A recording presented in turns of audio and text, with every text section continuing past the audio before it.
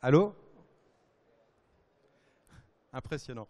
Ok, merci au public d'être resté malgré les problèmes techniques. On va pouvoir commencer cette session donc, sur l'imagerie médicale et faire à la fois un historique sur les 15 dernières années et puis voir comment l'évolution des besoins a dessiné les projets d'aujourd'hui et comment on aide nos partenaires à répondre aux besoins d'aujourd'hui dans les projets de toute nature qui se trouvent sur le territoire français. Pour ma part, donc, je suis Sébastien Dallet, j'ai 15 ans d'ancienneté chez EMC. EMC est un constructeur d'infrastructures de systèmes d'information et on travaille depuis une quinzaine d'années dans le monde du PACS. C'est vraiment l'angle par lequel on a, en tout cas consciemment, on est rentré sur le marché de la santé. Je vous propose de découvrir comment on l'a découvert, ce qu'on y a fait et ce qu'on y fait aujourd'hui à l'aune des projets qui existent, tant les projets de type territoriaux que les projets d'établissement. L'agenda est assez simple. On va revenir sur l'histoire finalement assez récente du PACS en France, avec quelques chiffres aussi sur l'organisation territoriale et son évolution sur ces dernières années. Pour revenir également sur l'évolution des besoins dans les métiers de la radiologie et comment ils se sont exprimés au fur et à mesure que la technologie et les niveaux d'organisation ont changé sur le territoire. Et pour finir, sur la description de notre compréhension des besoins d'aujourd'hui, ainsi que notre mode d'engagement sur le territoire français, tant auprès des établissements de soins qu'auprès des partenaires industriels qui fournissent les services d'imagerie qui sont délivrés, par exemple dans le cadre du projet Pays de Loire, qui vient Centre, qui vient d'être présenté dans la session juste avant. Alors quelques chiffres pour démarrer. La France est un pays qui fait pas mal de radiologie. On dénombre, aujourd'hui on recense environ 70 millions d'examens qui sont créés chaque année dans le pays, avec une répartition qui est relativement atypique par rapport au paysage mondial et européen en particulier, avec un poids des privés qui reste très très fort et majoritaire en France et qu'il ne faudra pas perdre de vue en fait le long de la présentation, puisque ça reste, quel que soit ce qui se passe dans le monde du privé, on va voir qu'il y a les mêmes phénomènes de massification que dans le monde du public, ça reste le producteur majeur d'images en France. Ce que l'on peut dire aussi de la photo d'aujourd'hui, c'est que les grands établissements sont tous équipés pratiquement. On est dans un marché de renouvellement du PACS et que les petits établissements sont encore peu équipés, ce qui a généré donc les phénomènes de regroupements territoriaux à diverses échelles, à l'échelle du regroupement d'hôpitaux ou à l'échelle de la GHT en langage moderne ou du projet régional tel que suivi après le projet Région sans film en Île-de-France ou à l'initiative sous l'impulsion des projets STIC-PACS il y a quelques années. Quelques facteurs de long terme en fait qui vont conduire les transformations que l'on va regarder ensemble et l'impact que ça va avoir à la fois sur l'organisation des soins, sur l'organisation territoriale ainsi que sur la technologie et même la réponse industrielle à ces besoins. Premièrement, il y a une baisse du remboursement. Je ne sais pas si le terme déremboursement est tout à fait juste, mais il y a une baisse du remboursement des actes de radio en France, avec une baisse de la radio conventionnelle qui est forte par rapport à l'imagerie en coupe, et des ressources à la fois informatiques et d'interprétation des images qui sont limitées, en particulier dans le secteur public, ce qui nous amène, quand on sort des grandes zones urbaines, à commencer à dessiner même des déserts médicaux ici et là. Et l'ensemble de ces deux éléments conduit également une transition vers un modèle d'investissement du PACS, vers un modèle de consommation du PACS à l'usage, un peu à l'instar de la façon dont on consomme la téléphonie mobile, où on consomme l'accès à Internet. On n'achète pas un tuyau, on loue en fait un service qui va être facturé par unité d'œuvre. L'unité d'œuvre dans le PACS à ce jour reste des services tels que la production d'un examen, l'archivage d'un examen, le partage d'un examen. Donc l'ensemble de ces contraintes favorise une mutualisation à différentes échelles et pas uniquement des systèmes d'information. Une factorisation des moyens au niveau de la production des images, donc des modalités. Il existe des GCS publics-privés, en particulier là où les décisions d'investissement ne sont pas faciles à faire pour des modalités lourdes, ont été créées depuis une dizaine d'années des GCS de partage d'un IRM entre un cabinet de radiologie privé et un établissement de soins public. De la même façon, après donc un regroupement de moyens sur la production d'images, on voit également un regroupement de moyens sur les systèmes d'information qui permettent donc d'utiliser, de consommer l'image et d'en avoir un usage médical. Et également, grâce à la téléradiologie, une mutualisation des ressources humaines, des compétences de radiologie, tant au niveau de la production des images, mais surtout, et évidemment, au niveau de sa lecture, de son interprétation et au niveau de sa diffusion. C'est là où la téléradiologie va amener un facteur de consolidation qui n'est plus technique, mais qui est un facteur de consolidation des moyens humains de production de soins et même d'amélioration des circuits médicaux par la rapidité de transmission de l'image. Quel est le bon échelon pour faire tout ça ? Eh bien, il n'y a pas de bonne réponse, il n'y a pas de réponse unique. On voit des projets de regroupement qui sont à l'échelle d'un couple d'hôpital, à l'échelle d'une GHT, à l'échelle d'une région. Certains industriels proposent même à des établissements de soins des capacités de production et d'interprétation des images qui ne sont pas liées en fait à une territorialité de la téléradiologie qui dépasse l'échelon territorial. Et donc, on va voir que les projets s'articulent en projets régionaux, GHT, mais il n'y a pas, on va dire, de découpage imposé ou une logique qui s'impose particulière dans ce domaine. On voit toute forme d'initiative. Quelques facteurs techniques également qui permettent cette transformation donc, du PACS historique, le PACS des années pré-2000 ou du début des années 2000 à aujourd'hui, tel que le projet qu'on vient de voir dans la session précédente. Déjà, la ZIP nous a donné un cadre d'interopérabilité. Donc, il existe des standards internationaux de partage des données de santé, qui, notamment au travers de l'IHE XDS. Et la ZIP a particulièrement bien réussi on va dire l'encadrement et la définition, la traduction française et l'encadrement de l'usage de ces technologies-là. Donc on a un cadre d'interopérabilité qui est suffisamment bien bordé pour être utilisé de façon efficace. Il n'est pas parfait, mais il est suffisant, on va dire, pour bâtir des systèmes utilisables et efficaces. On a également, du point de vue, donc c'est encore la ZIP qui nous a donné ce cadre, on a une définition et un agrément qui sont utiles et actifs en vigueur sur le domaine de l'hébergement de données de santé. Donc il existe sur le salon, d'ailleurs les hébergeurs de données de santé sont largement représentés. On va voir quel rôle l'EMC joue également auprès à la fois des acteurs qui hébergent les données de santé d'un côté et les éditeurs à la fois historiques et plus récents qui forment en fait le workflow d'imagerie de sa production jusqu'à sa diffusion à la fois auprès du professionnel de santé qui a demandé l'examen, mais également dans l'accès à la fois par le patient ou par le médecin de ville à une donnée simplifiée de l'image et évidemment à la donnée utile qu'est le compte rendu pour eux. Et tout ça se fait donc dans un contexte également de découplage des fonctions. Alors pour expliquer ce que ça signifie, il y a 15 ans, un PACS était monolithique. On achetait un PACS à un éditeur et il contenait toutes les fonctions dont on avait besoin pour animer son plateau d'imagerie, jusqu'à la diffusion dans les services, en tout cas pour l'hôpital public.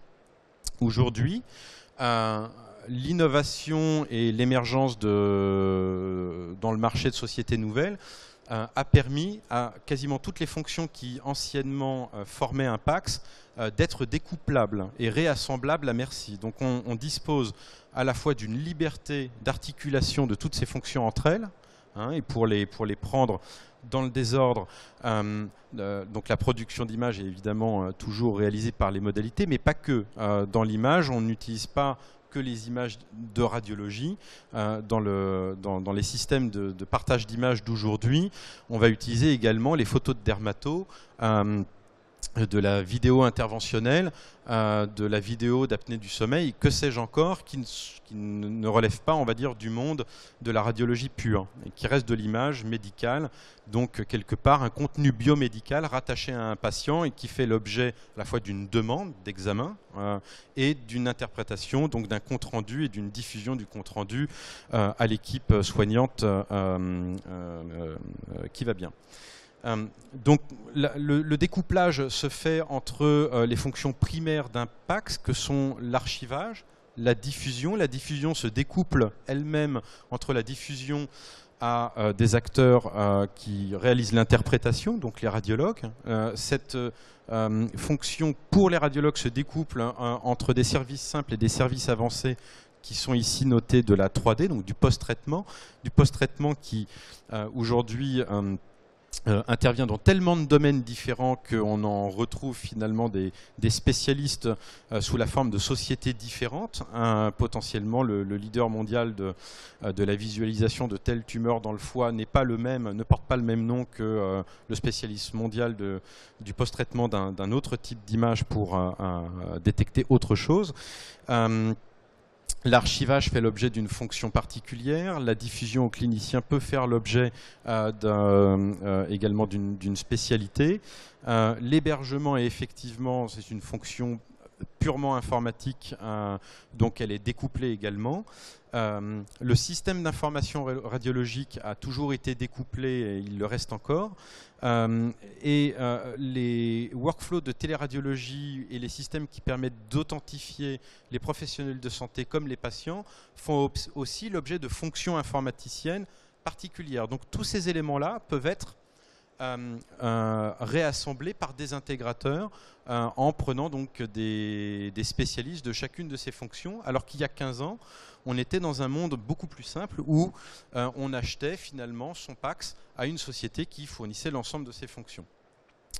Alors, on va voir que ce découplage offre des avantages et des inconvénients.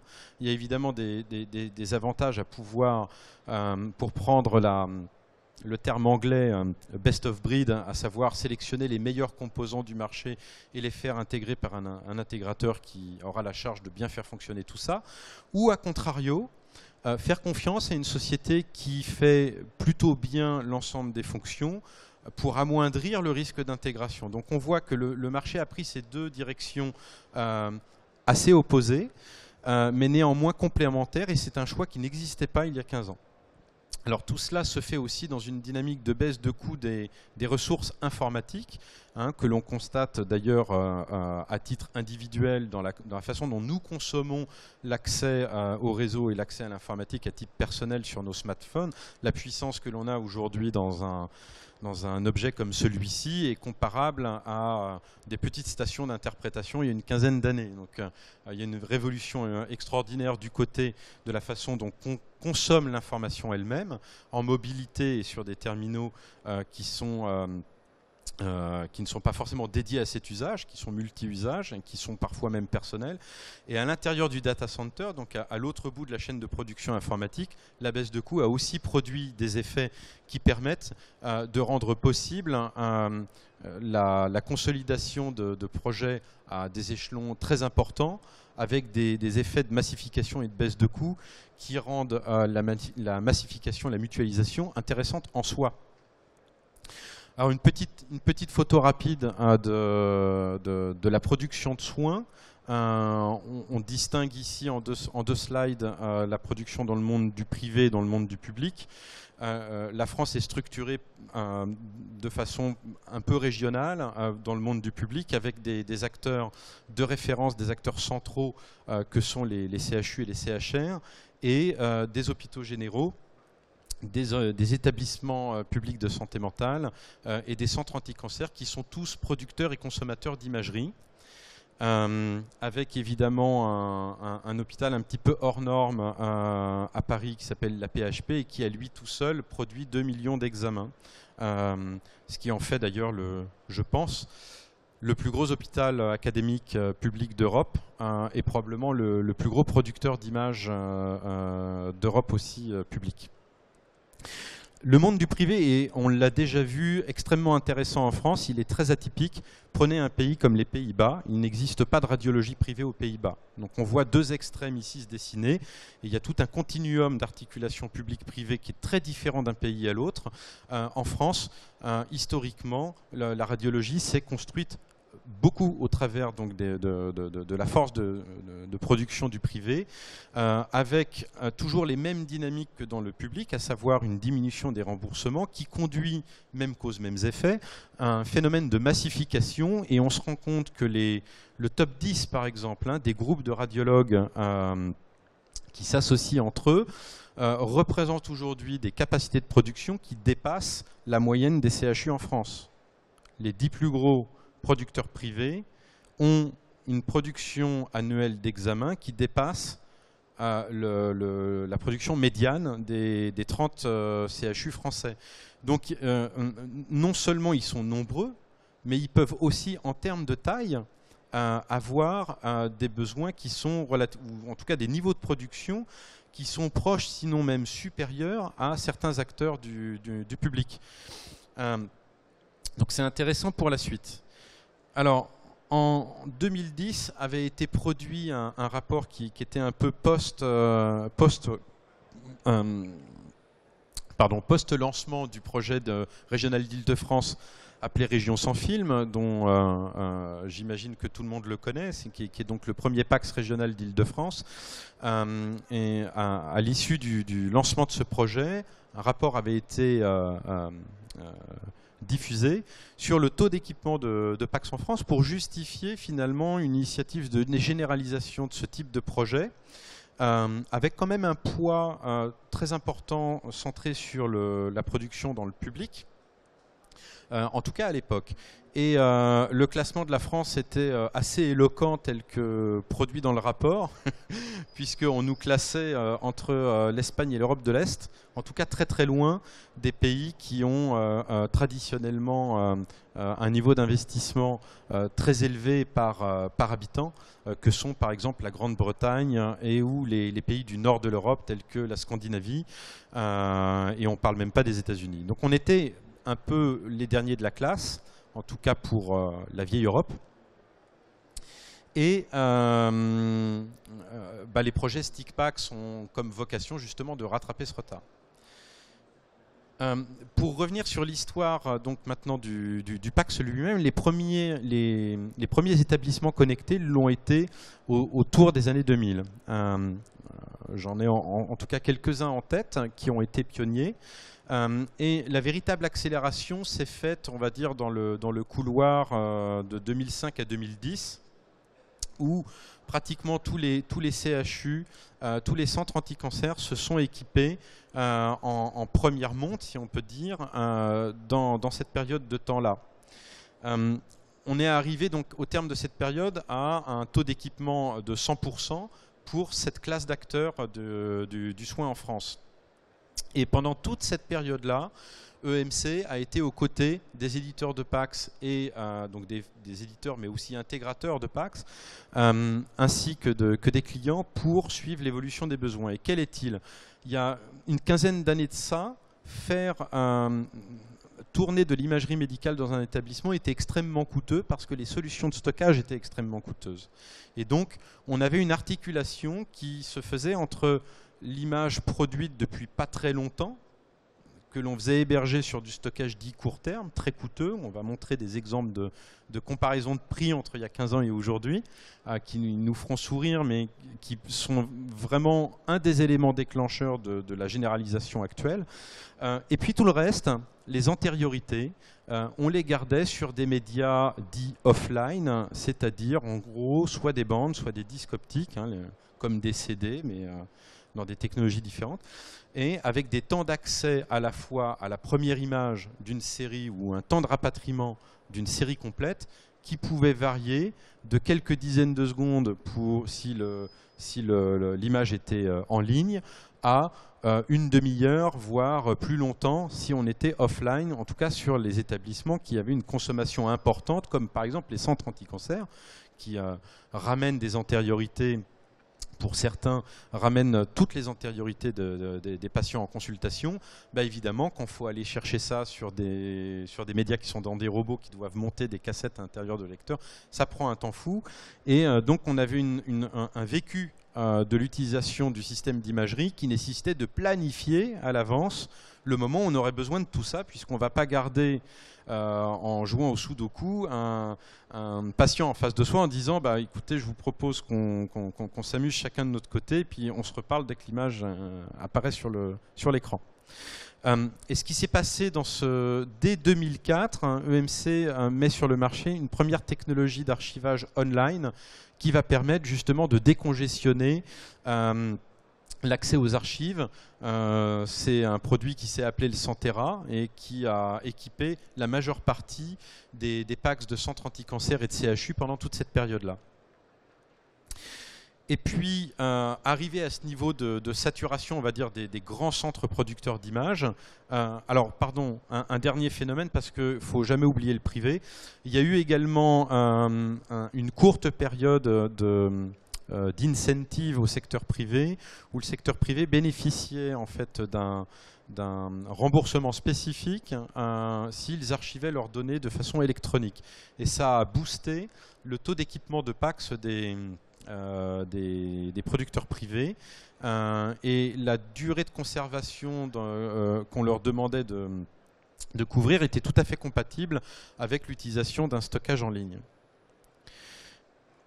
Alors, ce qui se passe depuis 2009, alors 2009 parce que Région Sans Film, le dialogue compétitif de Région Sans Film se fait cette année-là, jusqu'à aujourd'hui, c'est qu'il y a une accélération et une massification de tout ça.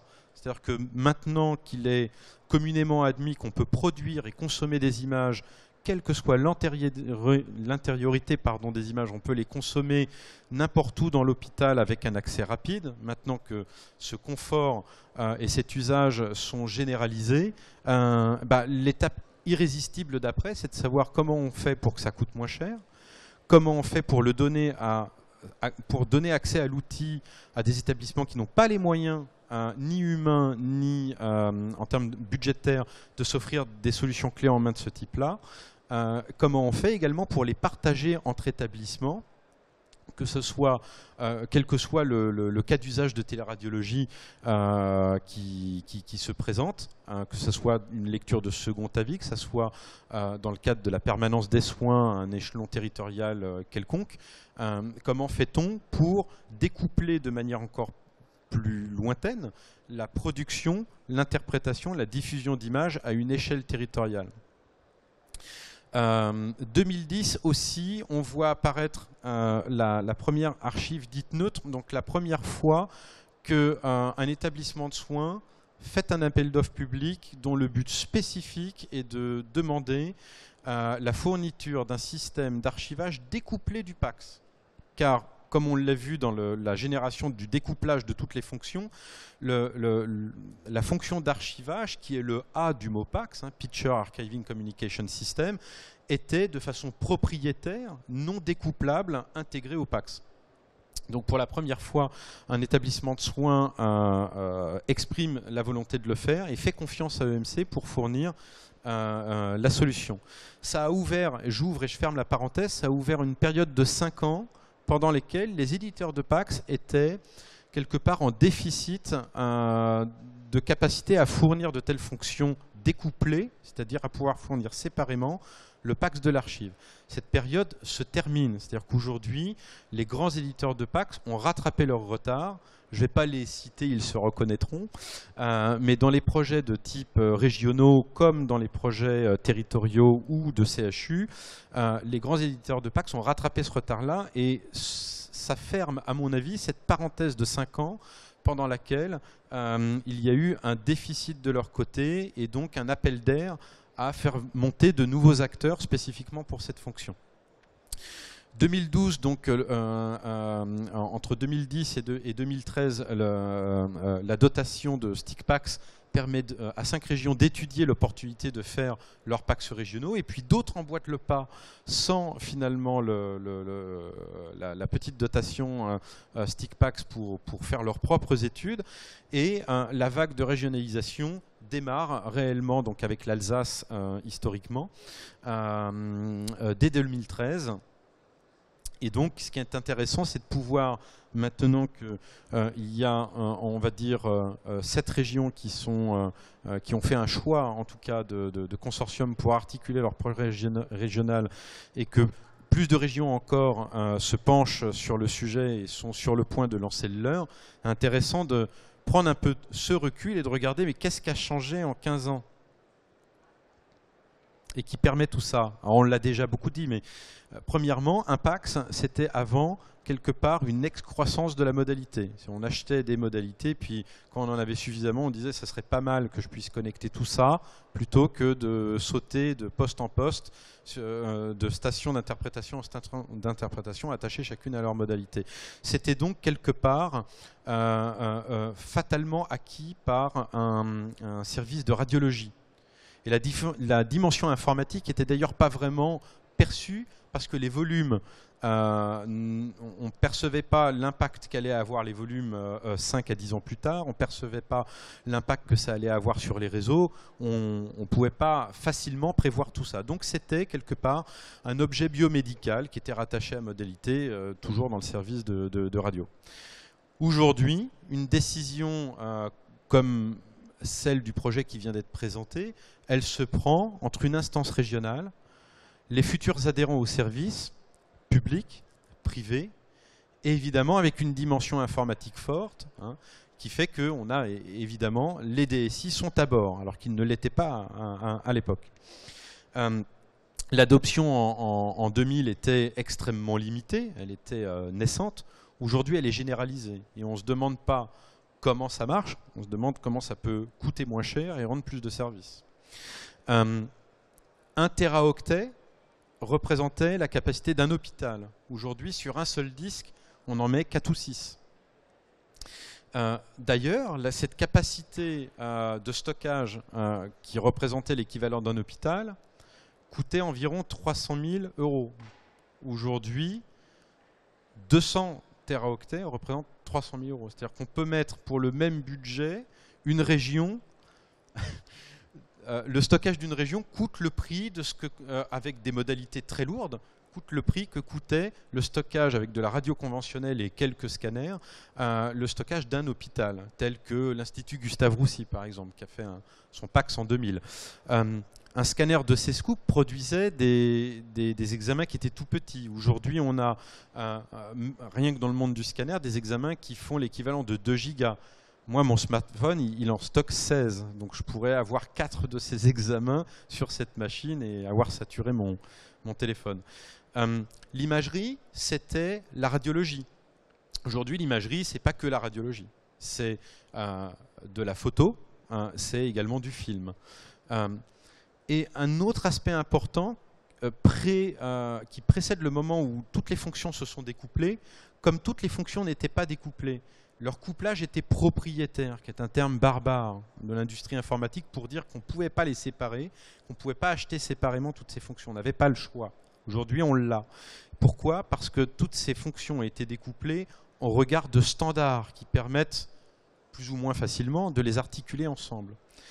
Et l'archive était synonyme de lent. D'ailleurs, ça l'est dans l'imaginaire de chacun encore beaucoup. Or, aujourd'hui, ce qui est encore fonctionnellement appelé l'archive, c'est ce qui permet le partage. Donc c'est tout sauf lent. C'est ce qui doit être pratiquement le plus rapide. Donc il y a un glissement, on va dire, qui est lié à la technologie, enfin permis par la technologie, permis par l'adoption croissante, permis par une conscience d'un besoin de réduction des coûts et d'organisation de l'investissement, d'organisation des soins également, qui est croissant, et qui nous amène à cette photo radicalement différente de ce qu'est le PACS en 2000 et de ce qu'est le projet de la région Centre qu'on vient de voir, et puis tous les autres projets de ce type-là par ailleurs. Et donc, archive égale rapide, parce que partage.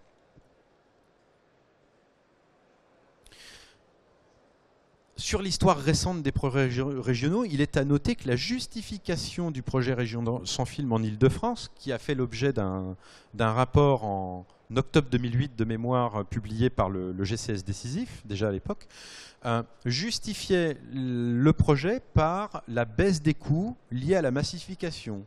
Concrètement, j'ai plein d'établissements qui ne sont pas dotés, ça coûtera moins cher de faire un seul PAX régional, gros, que d'en acheter plein de petits. C'était la justification du projet. Aujourd'hui, les projets ne se justifient plus comme ça. Pourquoi? Parce que déjà individuellement, les industriels sont en capacité d'offrir en mode cloud, en mode hébergé, à distance, et avec un paiement à l'usage, à des établissements individuels, le même service. Donc on n'a plus besoin de la région pour créer un cloud santé en région. Vous allez chez la plupart des éditeurs de PAX aujourd'hui, ils ont une offre de ce type-là, premièrement. Donc il faut une autre forme de justification, il faut un autre intérêt, et l'intérêt il est médical. Ce sont donc des projets qui sont passés de projets d'économie pure à des projets médicaux.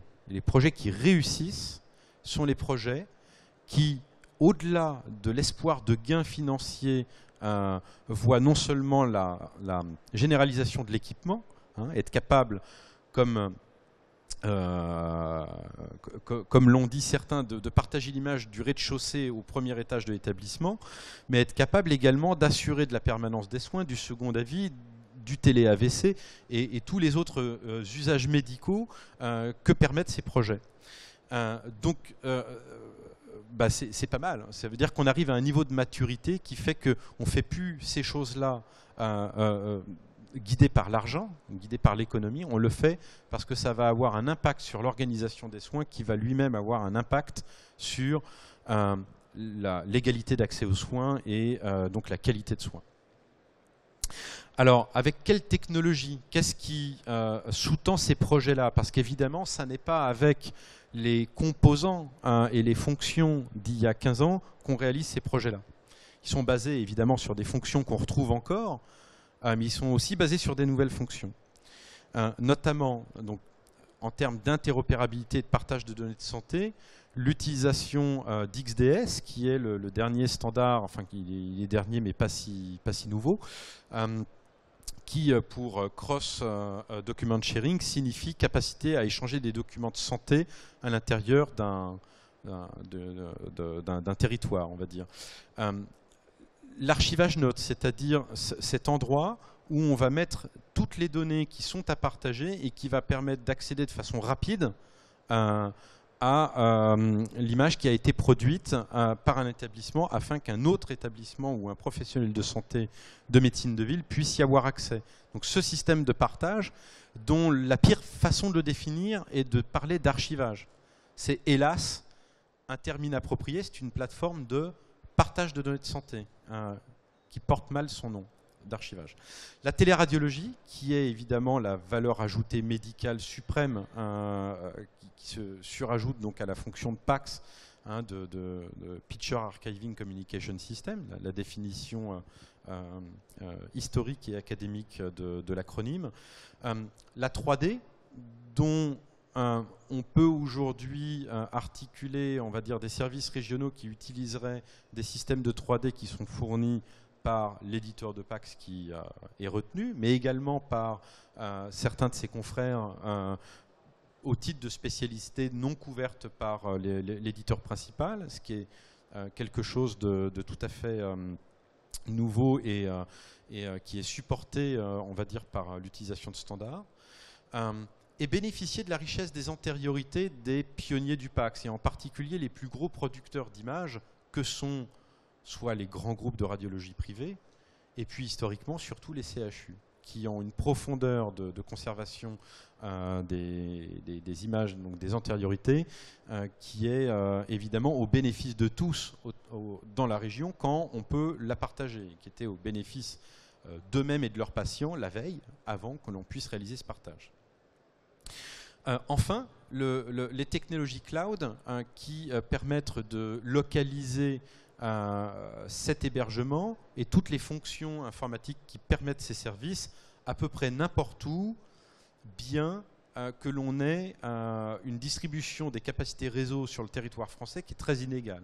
où, hélas, on n'a pas de la fibre optique dans tout le territoire français et qui nous demande encore d'articuler la localisation des données en fonction donc, des capacités réseau, soit dans le cloud, soit proche de leur production ou de leur consommation. Voilà, alors quelques éléments qui sont aussi communs à tous ces projets, c'est qu'on est aujourd'hui sur un paiement à l'usage exclusivement, donc c'est aussi poussé par les contraintes budgétaires. Mon métier me fait travailler à la fois sur la France et sur le Moyen-Orient. Le Pacs national d'Arabie Saoudite est payé cash. Voilà. Plus de 100 millions de dollars. En France, on n'a pas les moyens de faire ça. Et finalement, c'est plutôt une bonne chose parce que ça nous pousse naturellement vers un système de consommation qui correspond complètement à la façon dont l'organisation des soins est faite, à savoir que les actes sont remboursés à titre individuel. Ils sont codifiés individuellement. Il est donc logique que les capacités de production soient alignées sur cette granularité financière qui est la facturation à l'acte. Pourquoi pas aligner effectivement le remboursement à la production du service. Voilà, la richesse, peu ou pas d'engagement de volume, c'est aussi un point important qui est assez stressant pour l'industrie, parce que finalement, on comprend que l'industrie ne sera pas payée si le service n'est pas délivré. Donc la peur a changé de camp, si on peut dire. En tout cas, la responsabilité est plus fortement appuyée sur les industriels, premièrement, et non seulement sur la capacité à délivrer le service, mais à séduire régionalement les futurs adhérents au service. Donc on sent que même quand on a gagné un projet, un consortium, alors pas EMC directement, puisque nous on est quelque part le quincailler qui va aider les consortiums à gagner les projets et à bien les réussir vite et à les faire évoluer correctement. Mais il y a donc une pression particulière qui a changé grâce à ça. Alors qu'est-ce qu'on a fait pendant tout ce temps-là? D'abord, on a équipé pratiquement tous les CHU et CHR, 92% sur leur PACS. On a également équipé la plupart des centres anti-cancer. On a la chance, sur les 40% d'hôpitaux de plus de 300 lits qui font confiance à EMC, d'être aussi le fournisseur d'infrastructures de leur PACS. On a eu la chance également d'être très présent au moment de l'avenant 24, donc au moment où le secteur privé a été incentivé à s'équiper de PACS. On était là aussi, donc on a la chance d'être aussi présent là-bas. Et on travaille, parce que c'est la stratégie de EMC de faire du cloud à la fois chez nos clients et chez les acteurs du monde du cloud. On est présent dans les data centers de la moitié des hébergeurs agréés de données de santé. Et la façon dont on voit les choses se dessiner, c'est que finalement il y a 3 âges dans la e-santé. Il y a l'âge de la digitalisation où on va commencer par équiper de PACS, de dossiers patients, de systèmes de gestion de laboratoire, hein, pas que dans l'imagerie. On va commencer à équiper les établissements de systèmes d'information. C'est une phase d'équipement, établissement par établissement. À partir du moment où les établissements référents sont équipés, il y a un besoin irrésistible de partage. Et on est complètement dans cette phase-là. La phase d'après, c'est une phase de valorisation de ces données qu'on voit déjà apparaître par le biais de la téléradiologie.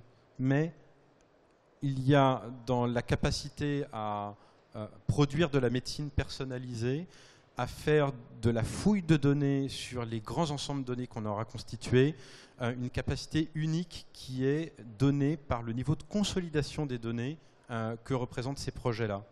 Et c'est la phase donc à la fois de développement agile d'applications, hein, typiquement de la façon dont les applications des smartphones sont produites pour les patients, pour les médecins de ville, pour les professionnels de santé, et également du point de vue de la fouille de données, la capacité à la fois à dégager des schémas dans ce que l'on peut constater en corrélant des données au niveau régional, en tout cas au niveau agrégé, et donc pour l'infiniment grand et pour l'infiniment petit, ou en tout cas pour l'infiniment personnel, la médecine personnalisée qui est le fruit de la capacité à aller fouiller des données pour voir si on ne trouve pas des cas de corrélation qui permettent de trouver des points communs entre le patient qu'on a en face de nous et ce que la fouille de données permettrait de corréler de semblables à l'intérieur d'un ensemble de mégadonnées.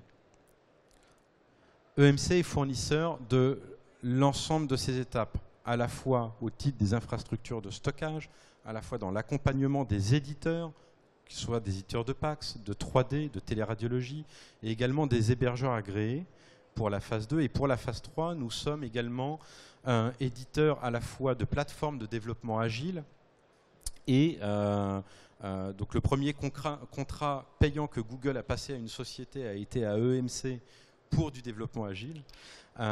Et également du point de vue analytique, donc dans la constitution d'environnements de mégadonnées appelés en anglais data lake. Voilà, revenons sur les 3 phases. Quels bénéfices on en retire? Premièrement, un accès à la première image de moins de 3 secondes. C'est aujourd'hui dans tous les cahiers des charges des appels d'offres régionaux. C'est permis par nos technologies. Un temps de rapatriement d'une série complète de moins de 30 secondes, pratiquement quelle que soit la taille de la série. C'est encore permis par nos technologies. C'est l'archivage qui est passé de offline à extrêmement rapide parce que c'est lui qui va supporter le partage. La capacité de prendre en compte la complexité que sont les examens aujourd'hui. Je ne vais pas m'étendre dessus, mais les métadonnées, c'est-à-dire les données contextuelles associées aux données d'imagerie, nous permettent de faire pas mal de choses dessus. Comme par exemple, différencier la façon dont on va conserver les données selon que ce sont des données qui sont importantes à conserver du point de vue médical ou qu'on pourrait compresser sans remords et détruire plus rapidement. Nous sommes le marché du PACS en France a une particularité supplémentaire, c'est qu'il est extrêmement fragmenté. C'est-à-dire que l'on trouve sur le sol français plus de 10 éditeurs de PACS qui font le marché. Et il y a hélas pas de leader, on va dire, hégémonique qui permettrait de simplifier tout ça. Autrement dit, pour offrir de bons services sur tout le territoire français, il faut avoir validé nos solutions technologiques avec l'ensemble de ces éditeurs. Et comme on l'a vu historiquement par la phase d'équipement de 2000 à 2010, presque à nos jours, on a eu la chance de travailler avec 100% d'entre eux. Nous avons au moins 4 projets avec chaque éditeur de PACS en France, parfois des dizaines. Et ce n'est pas tellement le fait qu'on ait réalisé ces projets qui est intéressant, c'est le fait que ça ait fait l'objet de tests qui nous donnent la recette de cuisine, le blueprint en anglais, l'architecture de référence, qui nous permet, les yeux fermés, de dire, dans le cadre d'un PACS de telle marque, je vais déployer telle technologie et de telle façon. C'est comme ça que ça va vous donner la première image en moins de 3 secondes, la série complète en moins de 30 secondes. On a des technologies d'archivage qui sont aujourd'hui capables de monter à des sommets les chiffres font tourner la tête si on les comprend, de plus de 250 pétaoctets. Ça veut dire qu'on pourrait mettre toute l'imagerie médicale de France, plus toutes les données de séquençage génomique, plus n'importe quelle autre donnée biomédicale à l'intérieur d'une seule machine EMC. Voilà. Nous supportons également les archives neutres et on aide donc nos hébergeurs agréés de données de santé à transformer leur cloud. Donc, comme je dois accélérer très rapidement, outre les bénéfices qui se déclinent à la fois pour le professionnel de santé, pour l'informaticien et pour l'instance régionale, qui sont de nature évidemment différente, tout cela est permis par une équipe qui a mûri avec vous pendant les 15 dernières années, qui est incroyablement pérenne. Nous avons très très peu de turnover et l'équipe EMC qui est dédiée à la santé représente plus de 35 personnes en France. EMC, c'est 70 000 personnes dans le monde, c'est 800 personnes en France. On ne fait pas que Société Générale et BNP Paribas. On ne fait pas que France Télécom. On fait aussi la santé, on le fait avec passion, on le fait depuis 15 ans et on le fait avec une équipe qui est la plus grande en France sur notre secteur d'activité et la plus pérenne. Voilà, et je vous remercie infiniment pour votre écoute. Et je ne sais pas si on a encore le temps pour des questions, s'il y en avait. Voilà, pour ma part, je vous remercie infiniment de votre présence et votre écoute.